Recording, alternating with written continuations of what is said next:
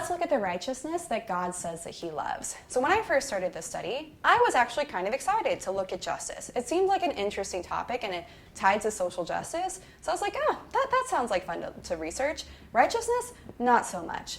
When I was growing up in the church, righteousness was either like these super heady academic like lectures that I got about New Testament justice that included words that I couldn't understand, like imputed, or it was like stay inside the four walls of the church and don't have sex and don't do drugs and don't wear miniskirts or listen to rap music. Like that's what righteousness was. And I was like, oh gosh, do I really have to like study this in the Bible? Because this does not seem like something that's very lovable to me. It seems very strange. So the more I studied it, though, the more I was able to see like biblical righteousness is actually really awesome. It's exciting. It's something that we should also love. It's something that we should be excited about, to live righteousness, to do righteousness, to reflect righteousness into the world. So what does righteousness mean? So in Hebrew, there's two words. It's sedeq and sedeq. I know, sound very smart now when you say those things out loud, but it's the masculine and the feminine noun for righteousness. So just know it's a masculine and feminine noun. They mean the same thing. It's just two different terms. And I say that because in other videos, you might see sedeq or sedeq. Just know that they mean the same thing. To make it easy, I'm just going to say sedeq because it's a lot to say sedeq and sedeq. So just know I mean the same thing, even though you'll probably see two different terms. So what does sedeq mean?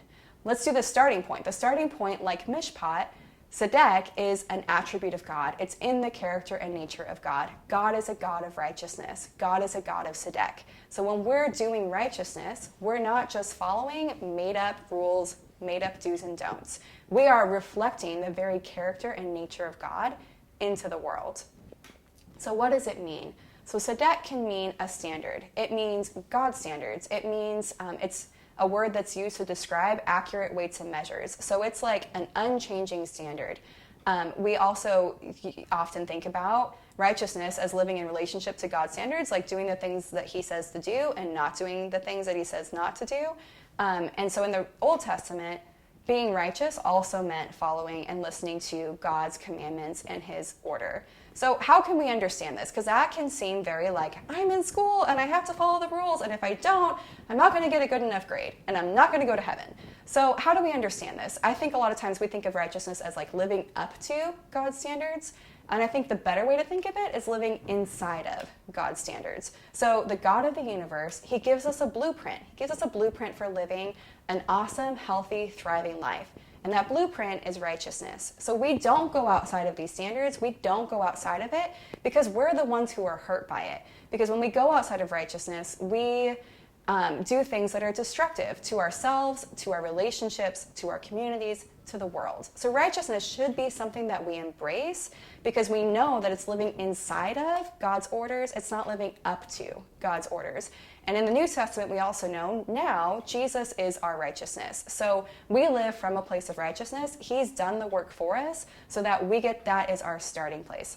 I think the easiest way to think of righteousness is that righteousness is right, does right, and makes right in that order. So we start from a place of being right with God because of Jesus, and then we do right, and then we make right. So that, I think, is the easiest way to think about it.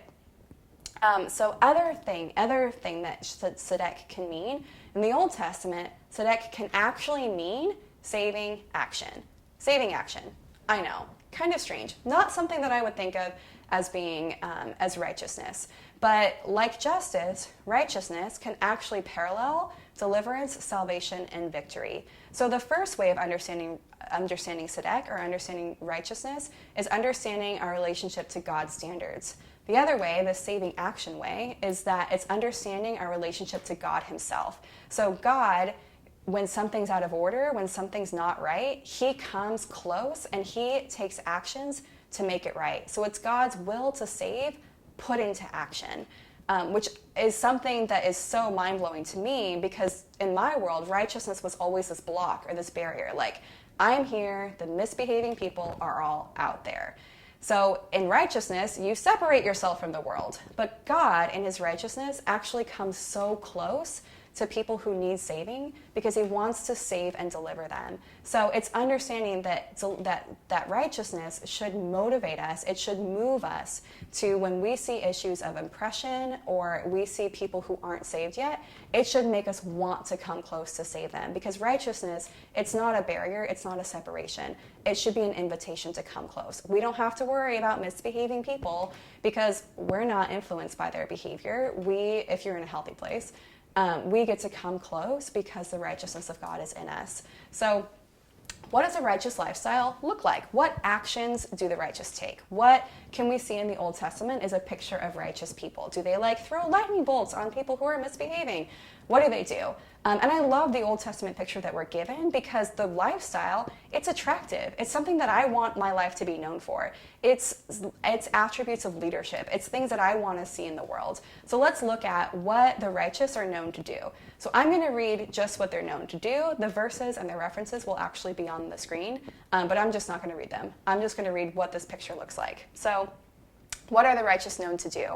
They're known to take shelter in God, praise God, find security in God, be generous, live in integrity, enjoy doing mishpat, not give up, be bold, think justly, be teachable, have longevity, care about the poor, speak wisdom and justice, have mouths flowing with wisdom, be unshakable, leave a legacy, think before speaking, say life-giving words. And in Psalms 112, we're given this picture of a righteous lifestyle connected to happiness. So happiness is supposed to be a mark of a righteous lifestyle. All these things that I just read out, those are supposed to be a mark of a righteous lifestyle. And that's a life that I want. Our lives should be marked with our righteous lives should be marked with generosity towards the poor, should be marked with wisdom, should be marked with happiness, not anger, frustration, separation, any of that. So my prayer for you with this is that you would go before God and you would ask God to love righteousness, to understand this order that he's created for us and these standards that he's put in our lives, and to understand that they're for our benefits. So righteousness should be something that we love. It should be something that we embrace for the benefit of us, for the benefit of our connection and relationship to God, of honoring that, and of honoring our connection and relationship to the rest of the world, to honoring our relationship to the poor, to other people in our communities.